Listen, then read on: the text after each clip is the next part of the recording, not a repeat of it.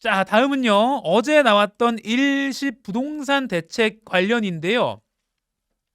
이른바 보수신문이라고 할 수 있는 조선일보, 동아일보 등도 최근에 일련의 윤석열 정권의 이러한 내놓고 있는 이런 대책들에 대해서 또는 혜택들에 대해서 꼬집는 듯한 사설을 썼습니다. 뒤에 소개해 드릴게요. 먼저 어제 나왔던 내용부터 좀 보겠습니다. 재건축 규제 완화가 있다는 가장 핵심 내용입니다. 우리 원래 재건축하려면요, 뭐 현수막 기억나세요? 뭐가 통과됐습니다. 그 다음 단계 뭐 통과됐습니다. 뭐가 설립됐습니다. 뭐 인가 받았습니다. 단계마다 축하 이벤트를 할 만큼 굉장히 지난한 과정이잖아요. 그런데 요걸 좀 빨리 패스트 트랙을 태우겠다라는 게 핵심입니다. 재건축 사업 기간 3년 정도 단축이 될 것 같습니다. 왜? 안전진단 없이도 착수를 할 수 있게 해준다는 겁니다. 혜택을 누가 받느냐? 수도권 55만, 지방 20만 가구 정도가 혜택을 받을 것 같습니다. 그런데 한겨레는 안전진단 외에 사실 넘어야 할 산이 많기 때문에 이게 실제 실효성이 있을까에는 물음표를 찍었습니다. 공사비 급등, 지자체 협의. 그러니까 안전진단 없애줘도 그 다음에 정말 거쳐야 될 거 많고 막 갈등 해결해야 될 게 많기 때문에 넘어야 할 산이 많다. 그리고 이미 안전진단이 부분적으로 완화된 서울 상계동이나 목동 봐라. 계속 재건축 난항 겪고 있지 않느냐입니다.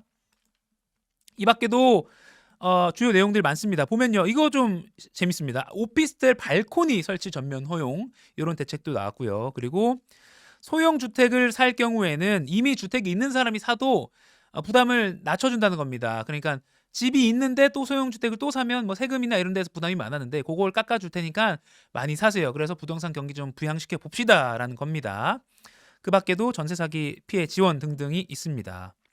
아까 봤던 재건축 단계를 보면요. 원래 지금은 이렇게 안전진단부터 해서요. 쭉 착공까지 많은 단계가 있었는데 개선된 것은 안전진단은 사업 인가 전까지만 통과하면 됩니다. 그리고 중간에 추진위 구성이나 조합 신청, 조합 설립 요거 이 보라색 부분에서 헌수막 많이 걸리잖아요. 요것도 빨리빨리 할 수 있게 병행할 수 있게 좀 빨리빨리 할 수 있게 줄여주겠다는 겁니다.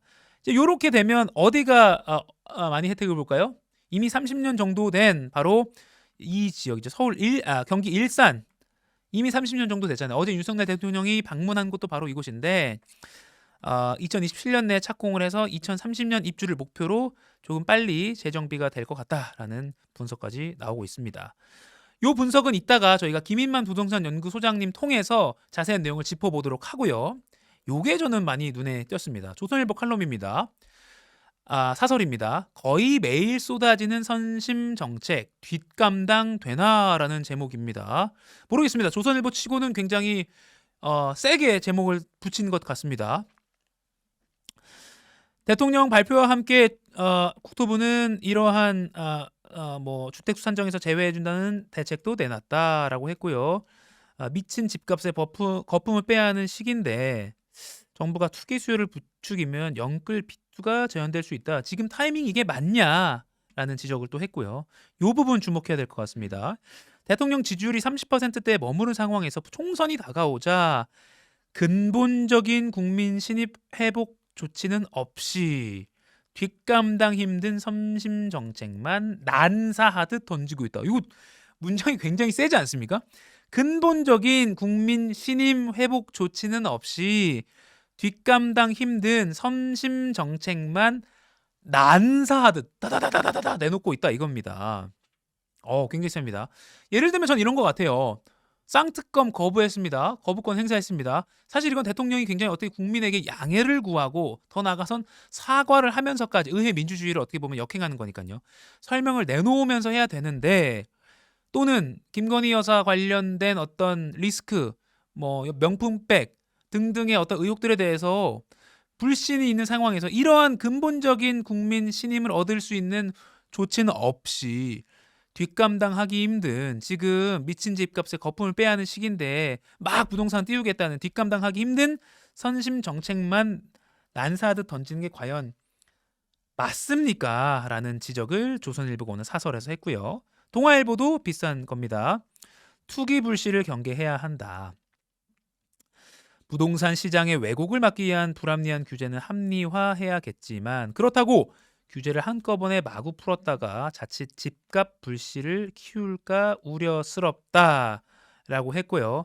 당장의 선거가 아니라 자, 선거 때문이라는 건 거의 전제로 다 보수 신문이나 뭐 다 깔고 있는 것 같습니다.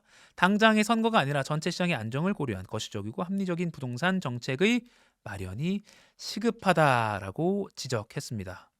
와, 전 다시 한번 요거 근본적 국민 신임 회복 조치는 없이 뒷감당 힘든 선심 정책만 난사하듯 던지고 있다라는 문장 뇌리에 박힐 것 같습니다. 지금 유튜브에서 댓글로 현실도피님 뉴스 들어가요 볼 때마다 제가 조금씩 뭔가 똑똑해지는 것 같습니다라고 하셨는데요. 저도 마찬가지입니다. 저도 벼락치기 공부하고 나오는 거거든요. 저도 똑똑해지는 기회를 주셔서 여러분들 감사합니다. 그리고 J.E. 샌드라님 입문했는데 좋네요. 출근길의 핵심만 꼭 알아야 할 세상 이야기 오늘부터 출근길 필시청 각이네요. 이런 분들 중요합니다. 새로 유입되신 분들 감사합니다. 고나인님 다홍색 목도리 잘 어울리십니다. 왠지 홍시 하나 먹고 싶죠. 물렁물렁 잘 익은 거. GM님 선거용 선심 정책은 선거 지나면 사라지는 법. 그러니까요.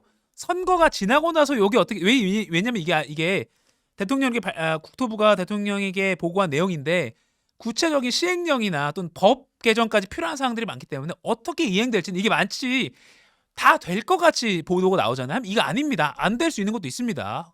나중에 끝까지 선거가 끝날 때까지도 지켜봐야 되는 상황입니다. GM님 지적 감사합니다.